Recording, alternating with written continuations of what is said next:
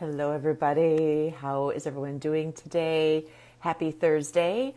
Lori Jeskowitz here, money, mindset, and manifestation coach. And I hope everyone's having an amazing Thursday.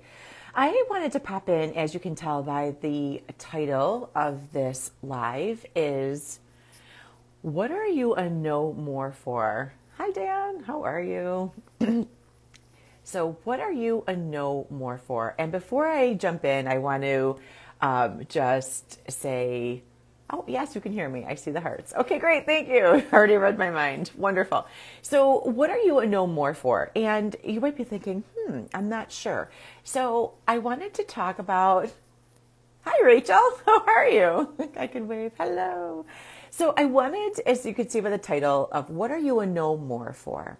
And something that I've been noticing in the past months, with my clients and just in general, is there comes a time when you just reach this place of being no more for something, being no more for something. And I want to know what that is for you in your life. What is something that perhaps is you are just sick and tired? Maybe it's a pattern that comes up. Maybe it's a room in your house that you are like, I am done tolerating this space. Maybe it's working past your hours. Maybe it's starting too early at work. Maybe it's not, whatever the thing is. This can be anything. When you settle into your body and ask, what is something that I am drawing the line in the sand and I am saying, this is not okay for this to be like this anymore. I am making a change. This can be, like I said, anything. This can be no more saying, I'm drawing the line in the sand to, I'm going to start that tomorrow, right? Like maybe you have a little bit of procrastination energy sometimes, right? And it's like, oh, I'm going to do that tomorrow. I'm going to do that tomorrow. Like maybe you're like, no, I'm going to start now. That is the thing I am saying no more to, right? Maybe it's like you're just done living month to month, paycheck to paycheck, right? You're just done. Maybe it's whatever. I want you just to feel into that for a moment and just choose what that is for you. Something that you perhaps would like to say no more to. And I'm going to share a story of what I mean and and how by doing this, you are stepping into owning and claiming your worthiness, because your worthiness is measured. Really, like we can measure this. Like, sometimes you're like, I don't know, like I feel worthy, like I'm worthy, I'm worthy, Lori, right? But it's like, what does that really mean, right? And so when I started to get curious about this, it was, what was I no longer willing to tolerate in my life and step up, own, and claim as a no more, right? Like that is one of the ways. Owning my worthiness is I deserve to feel good, right? Like I want to walk around feeling good in my life. I want to, there were times that I can, think back to and remember of like, gosh, like I don't feel good today. Like there's no reason for me not to feel good. I'm healthy. I'm able-bodied, right? Like I have all of these things, an amazing family. And maybe, you can relate to this, right? Like there's nothing's wrong, but something's not right, right? Like something is off. And this can be areas in our lives where our boundaries are being stepped on, right? These can be areas where it's a check-in with the worthiness. Like something is off and you owe it to yourself to check into that and see what that is, right? So I'm going to share this. So I have a story. So I have an amazing, so many of you know, like I manifested my dream house, right? Like I'm in it right now. This is my office space, right?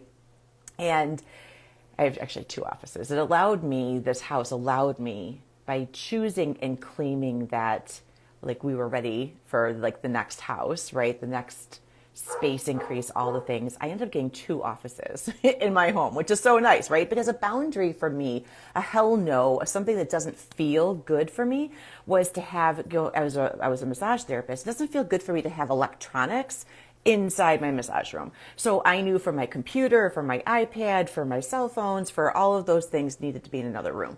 So that is why that was one of my hell no boundaries of this needs to be separate. So I redid this office space some time back, right? And for many of you who might know, you could probably already see a little glimpse here and there of it. This room used to be a burnt orange, right? It was beautiful at the time. Those were all my favorite colors. And it was like that for like 13 years. Loved the space. But I started to notice when I would come into my office that I would be like, something energetically didn't feel right.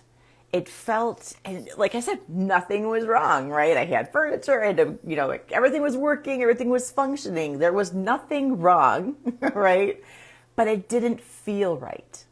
It felt like, I'm in like this tired, cramped space. I don't know. Maybe it's hard to describe the exact feeling, but our bodies don't use language to communicate. They use how we're feeling to let us know. So I knew by this off feeling that something wasn't right.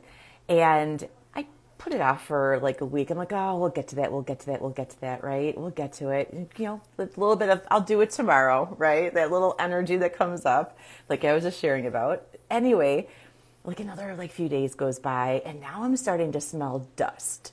When you paint has been like Swiffered, like you've done everything, you've cleaned the glass, right? And like you cannot get rid of the smell of dust, right? That's where I was in my space. So I'm like, okay, well, let's move past it, put the diffuser on extra long, right? Like all of the ways that I was just like overlooking this little tweak. So anyway, like another week goes by, I walk into my space and I am just like, no. This is done. This is over. And this is what I mean of like, what is no more? I said no more. This office space, I need to feel good in it to feel creative. I need to feel good in it to want to walk in here and stay in here for any length of time. When you don't feel good in your space, when you feel cut off from the things that support you, right? Like I needed to honor my boundary of and honor that I deserved to be sitting in a beautiful office. So I'm just going to peek. You can start to see like my peonies. We painted the walls blue. We did a little bit of purple. We did the trim. We totally lightened it. Oh, I got my fandelier, right? I love this because I needed a fan and I wanted a chandelier. So we got a fandelier, right? All the things that honor my personality, all the things that feel good. I wanted a crisp white ceiling. I wanted navy blue. Oh, and the one piece of furniture that's been with me since I started my business is that fireplace. And it used to be a cherry color, right? Like that deep wood color. And I loved it. But it was time for, like, it didn't fit me anymore, right? It was like, it didn't fit. So I got to repaint it, and it was scary. Like, this is the thing, like, you're going to bump into like scary things because this fireplace was like my first purchase when I was a massage therapist for my business that I bought with my own money. I know many of you have heard the story, right? And I wanted it to move and shift with me into my, next, phase in my next business, which is now coaching, right? And for it to do that, it just needed a little upgrade, right? So I painted it the beautiful French country color and got to bring it into my space in a new place where now I can really enjoy it and actually see it because it's not buried under all the things, right? So these are all the ways that by honoring my values of, first of all, I love decorating, right? I love painting, picking colors, picking all the things that go together, the different textures and compiling it. So through honoring my value of like creativity and expressing my creativity in that way, I got to honor it because I had a boundary that protected that said no more. No more. This doesn't even match who you are anymore. It doesn't even, match, your energy level, right? Like it just didn't match. So that's what I was a no more for. And like I said, this can show up in many, another reason or place where this showed up that I was a no more was I was a no more for an hour commute to my business, right? I was like, no more. I am wasting an hour several times a week, right? It could sometimes be 4 to 5 hours a week in my car driving, and I became a no more.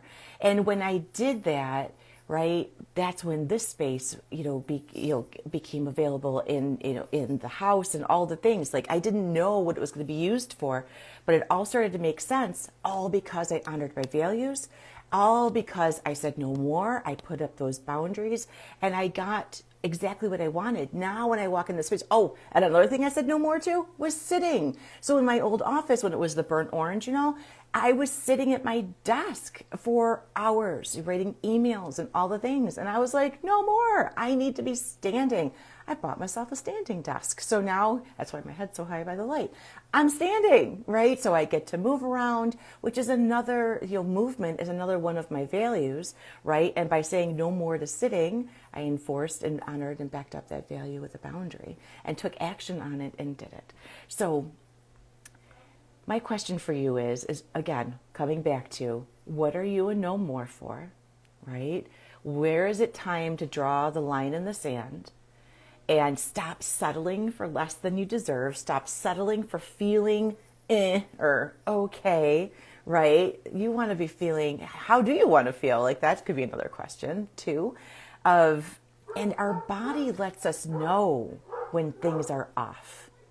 So while you might not know exactly what it is that's off on at an intellectual level, your body is telling you that. We feel first in our body. Our body sends the messages up to the brain, and then the brain is like, what's going on? What is going on? And then you start asking yourself, why, what's wrong? What do I need to shift here?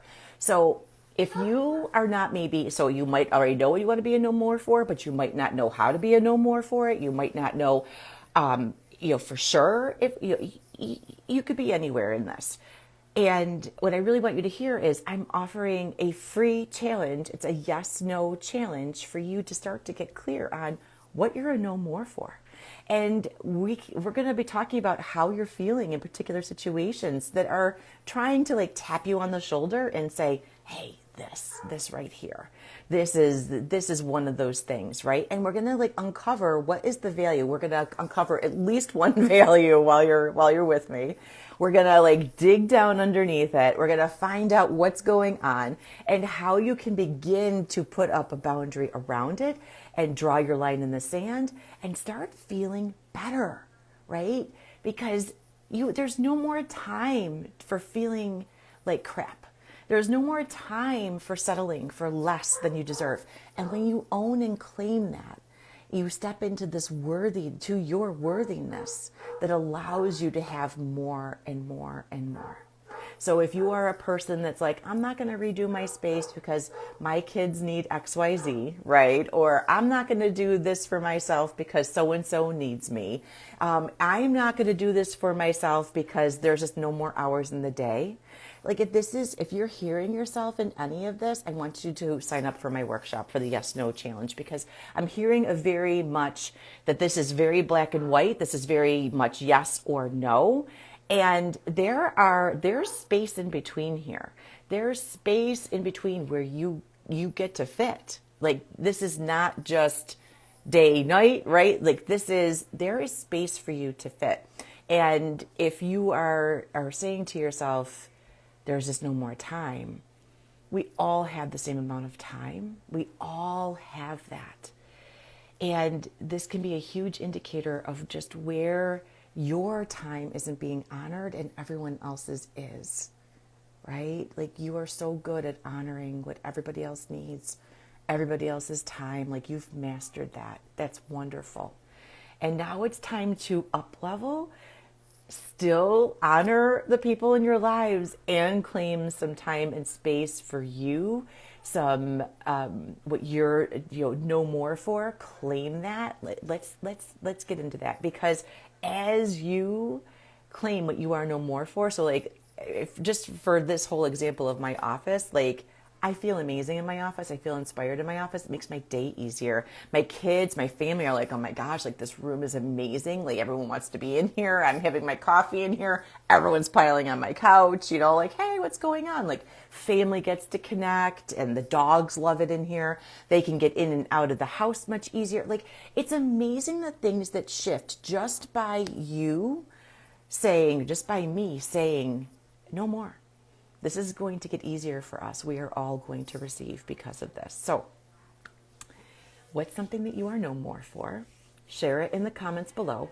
After you do that, go to my bio, click on the sign up for the free Yes No Challenge. There's going to be a step for you. You're going to see the instructions in there. Let's go. Let's get started and dig into what you are no more for. What are you no more for? I really want to know. All right, everybody. Bye. We're going to see you at the challenge.